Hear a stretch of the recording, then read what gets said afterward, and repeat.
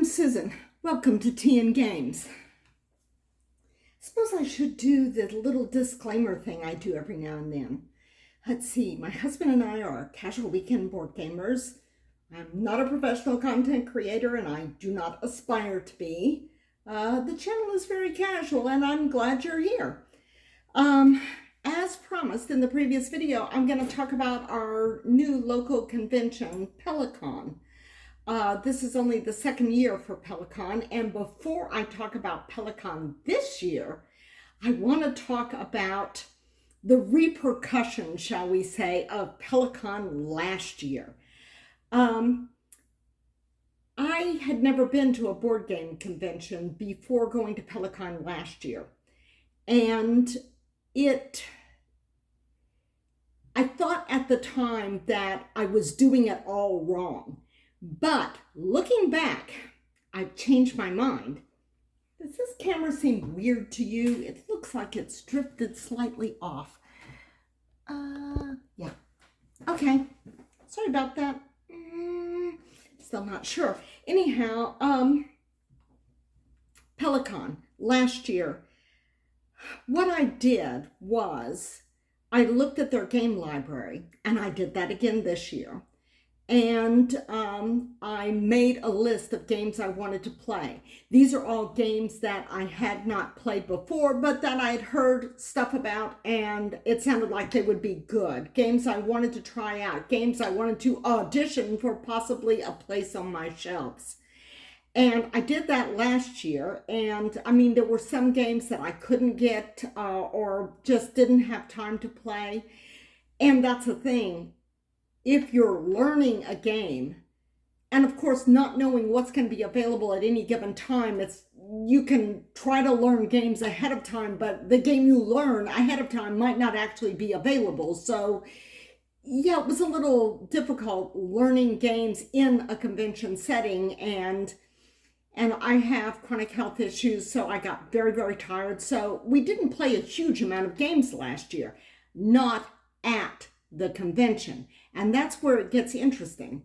The games that I played at the convention last year were Jaipur, Fort, Century Spice Road, Space Base, and Obsession. And all of those games I learned, Robert and I, my husband and I, learned and played at the convention.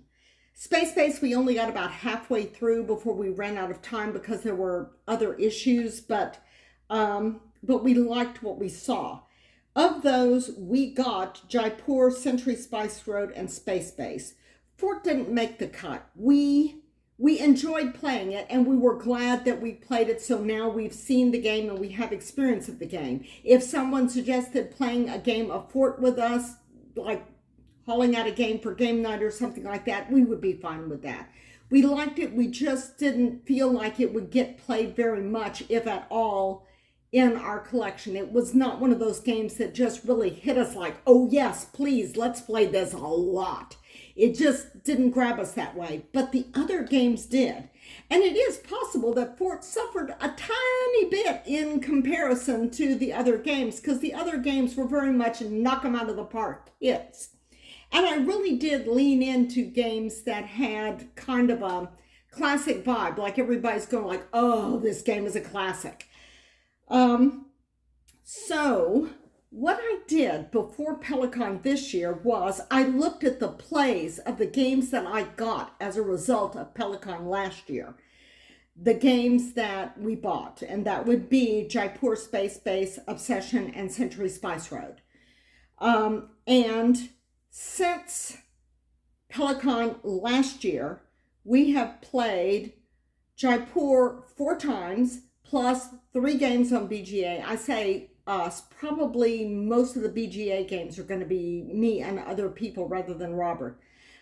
So Jaipur plus 3 games on BGA. Space Base has hit the actual table 25 times in the past year and 18 plays on BGA.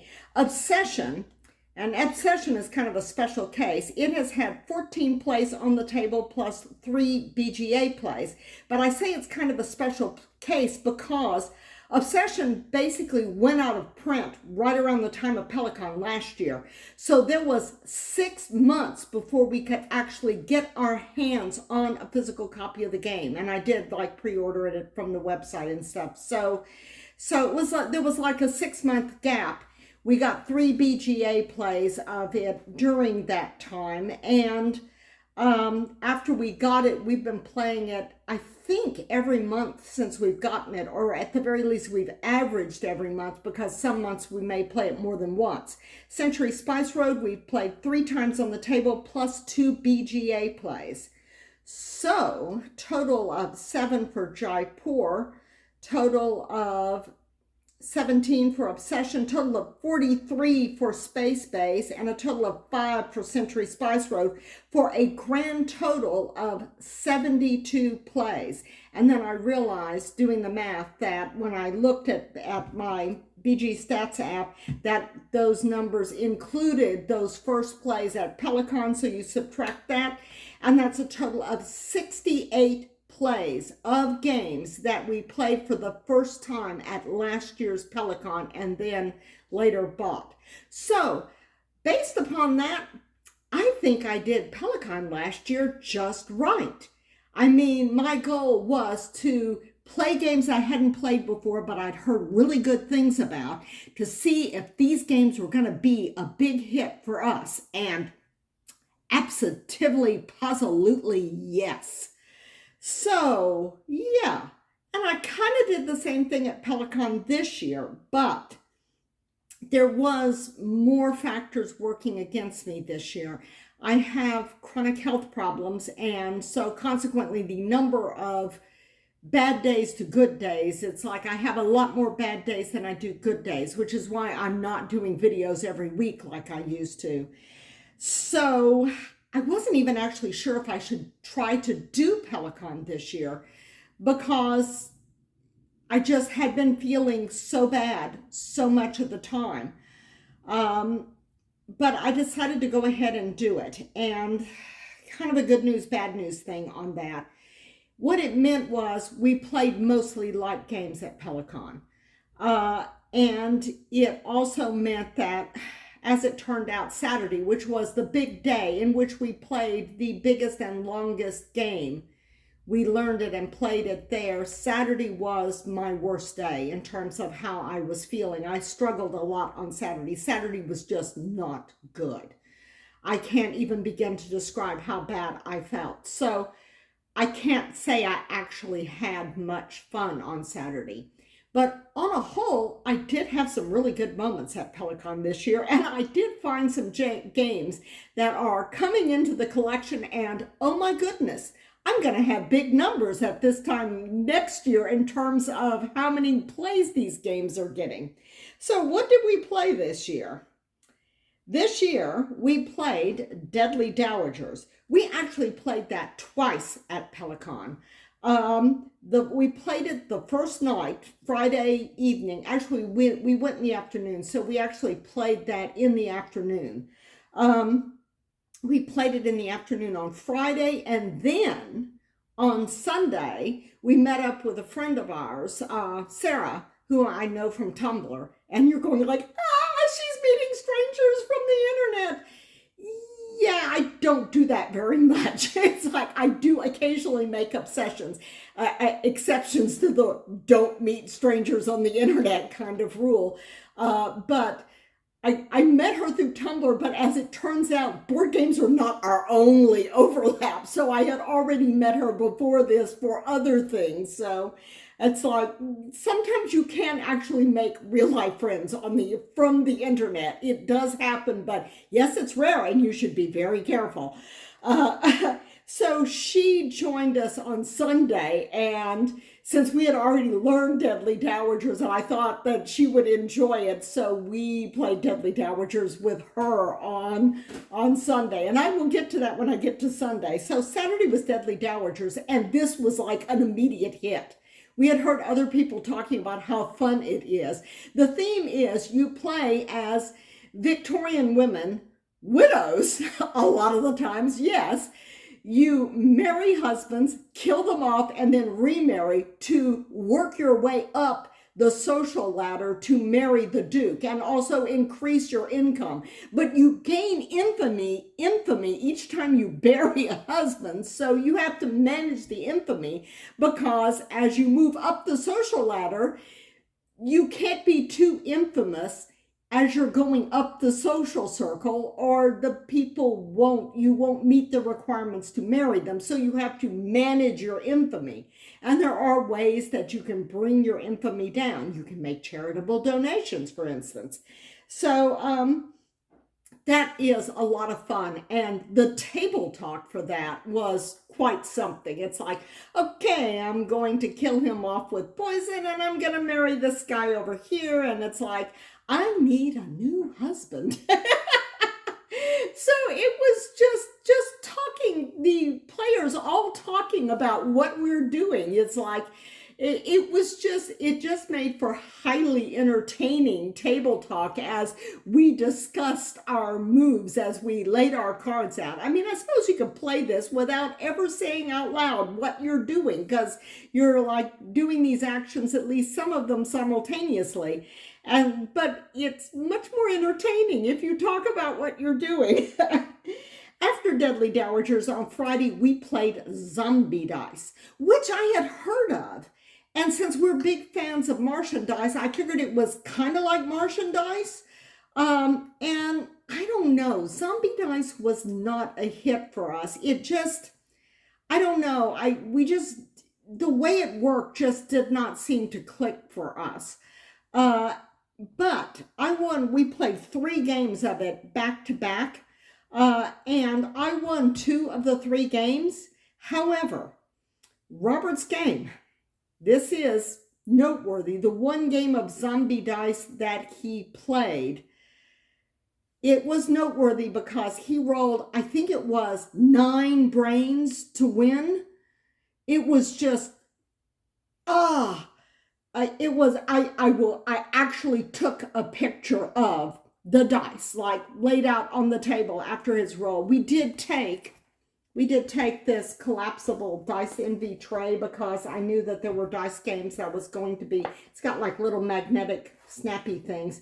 I knew there were going to be dice games that we would want to play. So we took this, which unfolds. However, it's so big, when I stuffed it in my backpack, it snapped itself back together again. Yeah, self-assembling. And I also took some of the snap together bit balls that lay flat, just slid them into a pocket on my backpack. For other games. But yeah, I don't know, Zombie Dice, we were just not terribly impressed with it, though we do really like a good dice chucking game. So then on Saturday, the big game that we got on Saturday that we learned to play there was Castles of Burgundy, because it is a classic. And I've just heard so much about it, and so many people love this game. And we struggled to learn it because of the iconography and the lack of like really good rule sheet thingies, and we've since printed out things.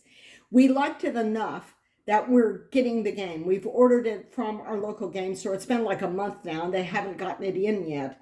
So I'm not sure what's going on with that, but we liked Castles of Burgundy, but we did struggle to learn it and get the rules straight, and but it clicked after a while. But here is the interesting thing about our play of Castles of Burgundy. You might say that learning a big game that in a big, noisy board game convention is not the best way to learn something that's got like a lot of stuff going on. And you would be right, except that maybe it's just because it's a local convention, but I'm kind of betting this will hold true for a big convention that's a real PeliCon. If you lay out a classic and beloved board game on the table and you are trying to learn it, then people walking by are just gonna stop and help. I mean, you don't have to like wave a flag or a sign saying, I need help or anything. That was the thing that just absolutely floored me. It's like, we're laying out the game and we're doing this kind of stuff. And it's like, we're talking like going like, but I don't know if we're supposed to be doing that there. And like, what does it say in the book? And it's like, dude stops. It's just like he's walking by and it's like stops in mid-step and go like, do you need help? And I can't even tell you how many times that happened toward the beginning of the game before we kind of got the hang of it. It's like anytime we picked up the rule sheet or the player reference sheet, so if there was anybody that was within view of our table and like walking by or anything, they would like veer over and park themselves at the end of our table and say, can I help you? Do you need help? Oh, this is such a good game. It's like, I love this game. Do you have any questions? I mean, that just like when we were getting up and running on the game, that just happened so very much. So, I mean, on one hand, learning a large game with like a substantial rule set and a lot of icons and tons of bits and stuff like that, maybe a loud, noisy board game convention is just like not the ideal learning environment. But on the other hand, if you put out a classic and beloved game on the table, people are going to stop by and go like, oh, I love that game. Do you need any help with that? Do you have any questions? It's like, and they would start pointing out and explaining. It's like we were getting a teach every few minutes. Well, not every few minutes because we could play like a few rounds without stuff. But it's like the minute either one of us looked uncertain about something, a player who loved Castles of Burgundy would magically materialize beside our table until we got our feet under us well enough that we could just go through the rest of the game. And that was especially helpful because, as I mentioned before, I was having a really bad day on Saturday. I just felt so bad. It's like I just couldn't even hardly cope with playing, much less enjoy it.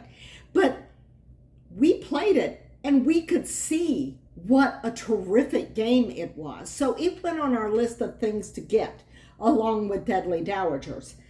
And then after Castles of Burgundy, because we really needed something lighter and fun, we played Chicken, another dice checking game. This is a Scott Alms design, and I looked for it last year. It was supposed to be available last year, but as it turned out, the library that they get their game collection from had already checked it out, so it wasn't available last year. And I do love me a good dice checking game. And same designer as Martian Dice. Martian Dice was actually his first design. So we played 3 games of Chicken right in a row, and we really liked it. It was a huge hit. The thing is, you know how much I love Martian Dice. Martian Dice is one of our all-time favorite just pure dice checking games. But Chicken, I think, is better for certain groups. I'm going to do a little brief Martian Dice Chicken comparison here. The thing with Martian Dice is each player gets basically as many re-rolls as they wish until they just can't re-roll anything more because they've gotten too many tanks. Or they have no more dice left to re-roll. So we've played Martian Dice with 2 or 3 players. I think we might have done it with 4. I'm not sure now that I say 3. It may have been a group of 4. But it does slow down because everybody is re-rolling, trying to improve that collection of dice without going bust. So having played Chicken, with Chicken, each player only gets 1 re-roll. So that speeds up the click, click, click, passing the dice and going around the table thing. And for that reason, as well as one other reason I'll get to in a minute, it plays faster. So I think that Martian Dice might be good for a relatively small group of players, but Chicken has tokens, player tokens, which you move on the scoreboard. It's like a little cloth board that you move around, and the center holds the extra dice.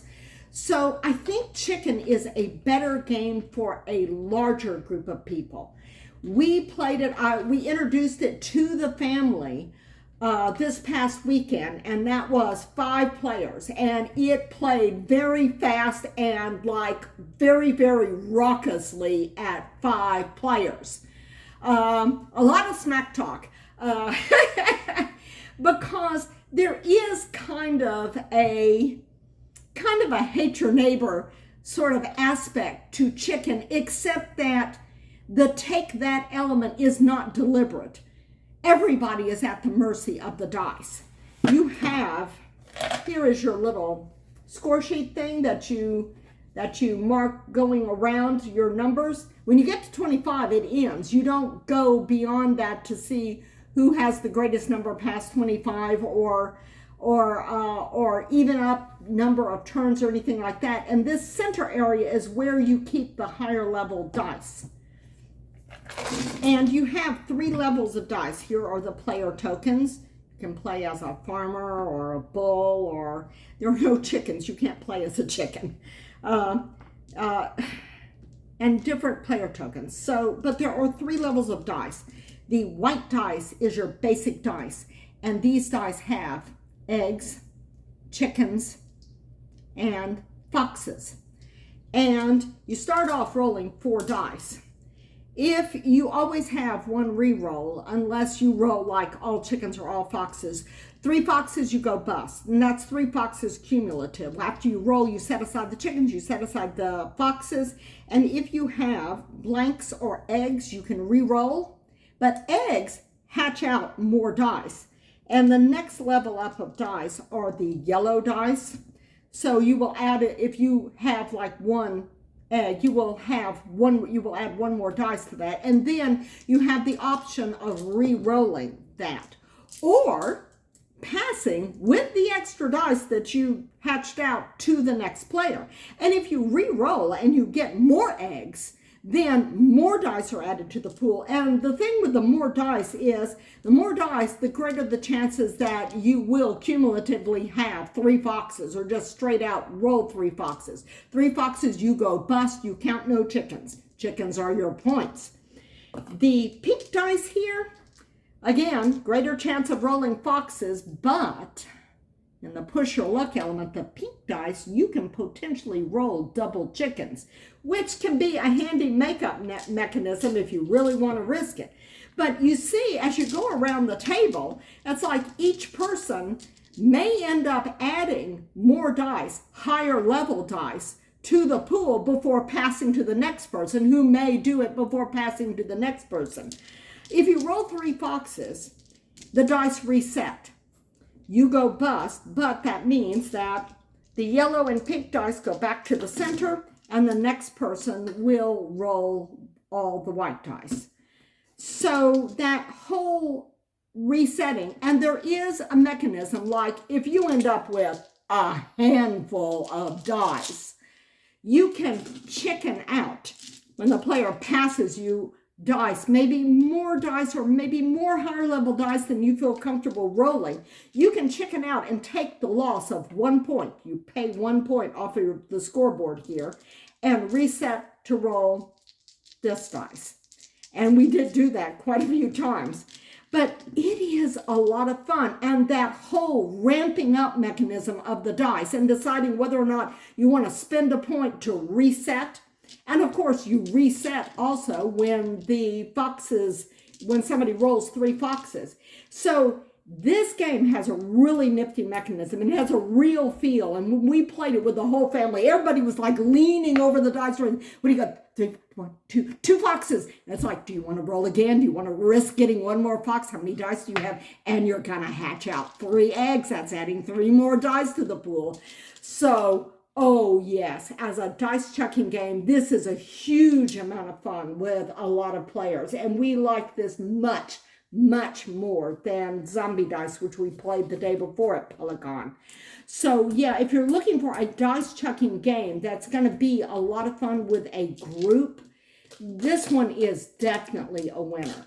And in terms of that whole, are you going to play it very much after you get it? Okay. In the month since PeliCon, because I'm so far behind in making videos. It's been a month since PeliCon.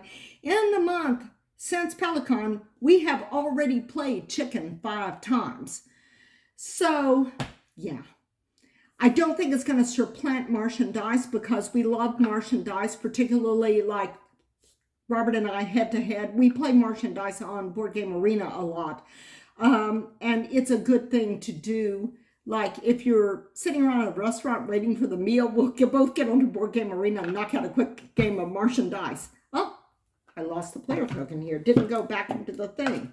So that was Saturday, Castles of Burgundy and Chicken, and we're getting both of those games to add to our collection. So on Sunday, what did we play? I already mentioned Deadly Dowagers, but Sunday's big game, not that it's all that big, is Century Eastern Wonders. Now, you may recall, last year we played Century Spice Road, so this year we played the second game in this series. There is a way you can combine these two games. Century Eastern Wonders has rules for a sand and sea version where this can act as a combination or expansion with that, but we haven't even looked at that yet. But we played Eastern Wonders on Sunday, and we liked it a lot. I mean, we liked it a whole lot. I think I may like it better than Century Spice Road. I mean, Century Spice Road, we have played 3 times on the table, and I've gotten in a couple of BGA plays in the year since PeliCon, the first PeliCon. And Century Eastern Wonders, we've already gotten a couple of plays in on it. We are planning on playing it again next weekend. The plan is next weekend, because it's been a while since we played Spice Road, next weekend what we want to do is we want to play Eastern Wonders and then play Spice Road, or vice versa. Basically play them back to back, because to see which one we like better. But right now, I think I actually like this better than Spice Road.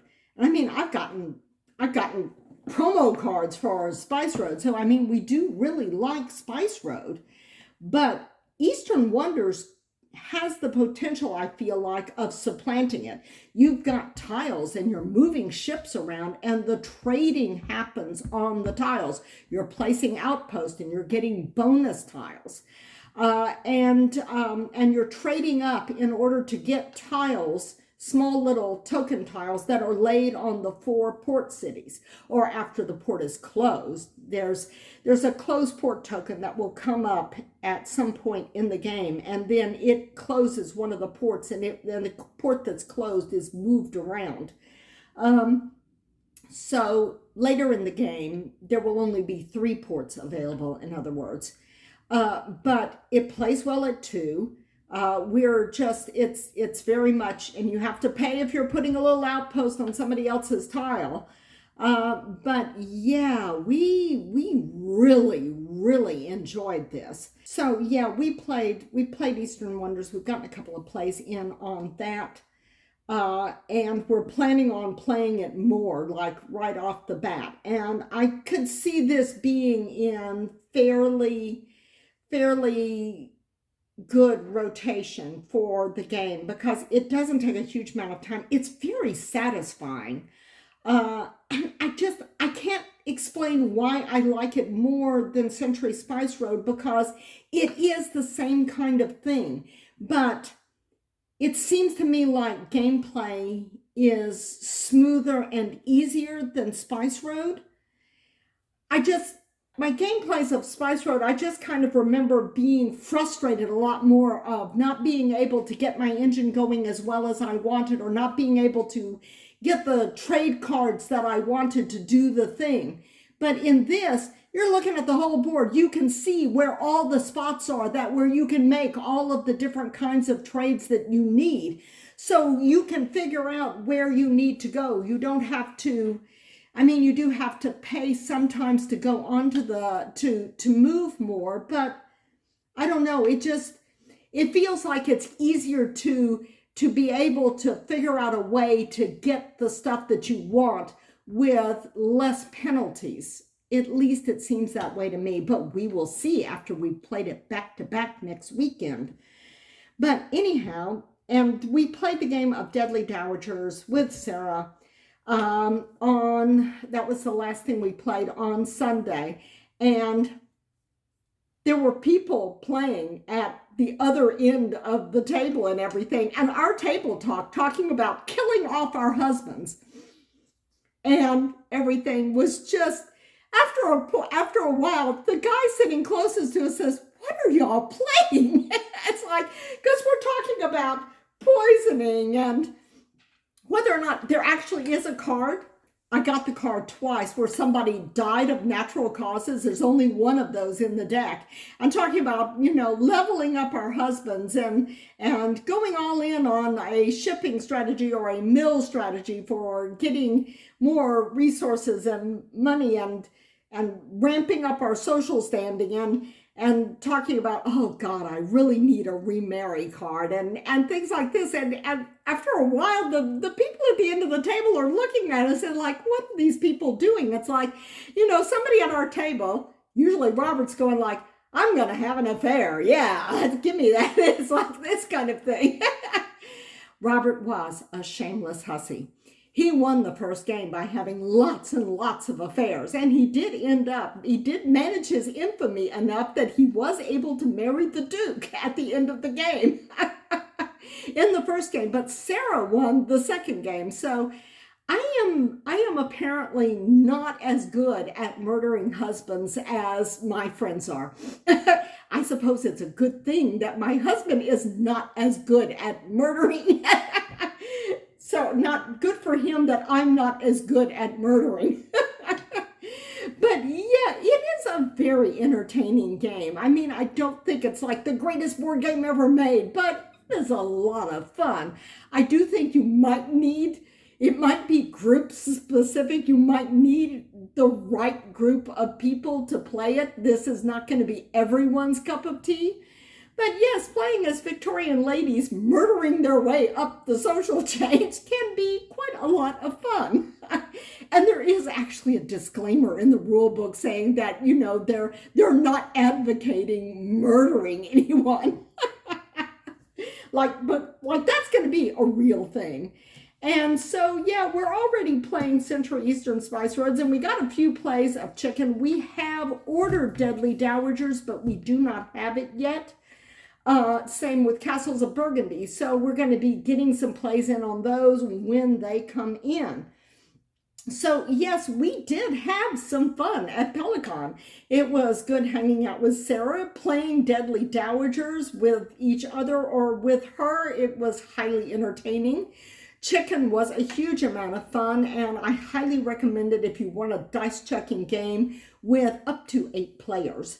Because it is fast and it is raucous, and that whole dice being added to the pool keeps every player engaged in each other player's turn, because it's not just a matter of seeing how many points they're getting. It's a matter of seeing if they're adding dice, if they're resetting the dice, that's going to be passed to you or the person before you. So yeah, it is a very, very engaging game for a lot of players.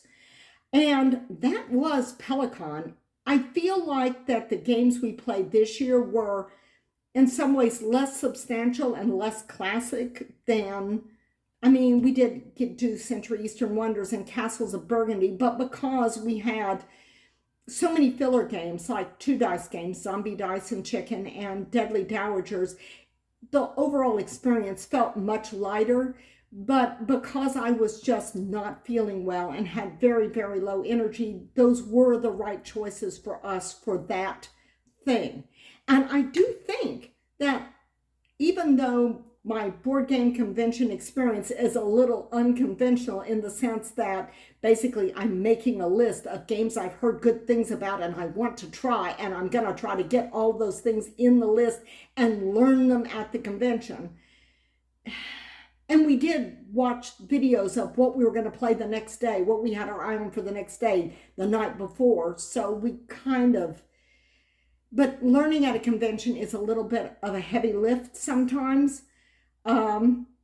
I can see an advantage of playing games everybody knows at the convention, being able to rope in other new players that you wouldn't otherwise have a chance to play with. So there's something to be said about that. But at the same time, that whole making a list from the library, looking for specific games to play that you haven't gotten a look at and that you really want to play because you've heard such good things, there's a lot to be said for that, because you find things that you want to add to your collection. I know a lot of people use Board Game Arena for that, and I find sometimes I have trouble learning games on Board Game Arena. It's probably just the way my brain is wired. Looking at it on the screen, and with Board Game Arena taking care of a lot of the housekeeping and stuff, sometimes I'm in the game and I'm going like, what just happened there? And okay, now I've got this option I did not have before, and I really needed that option in the previous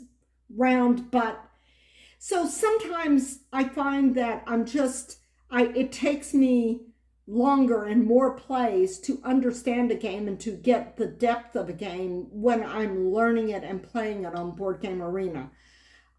There's just really no substitute, at least for me, for having a game right here on the table. With real people right beside me pointing out what I'm doing wrong or being incredibly helpful. Big shout out to everybody who stopped by our table and told us how wonderful Castles of Burgundy was and how to play it, because that was just, it was not only helpful, it was in itself a feel-good experience for the game, which is really what I needed because I was feeling very bad. And just having these people come by and just say, that is such a good game, I love it. Okay, so yeah, do you have any questions? And oh yes, you could do that there. And no, that shouldn't have gone there. It's like, but you can reset it because you just took that turn. So it was just so good. So many nice people in the board game community, including nice people out there watching me. And I appreciate y'all watching. Drop a comment. I'll chat with y'all in comments. If anybody has had any experience mashing together Century Eastern Wonders and Century Spice Road, I'd be interested to know about that. Eventually we may want to try that, but right now we're just kind of wanting to compare the two for ourselves. But it's been fun sitting around the table chatting with y'all about all of this, and I will see y'all next time round the table. Bye.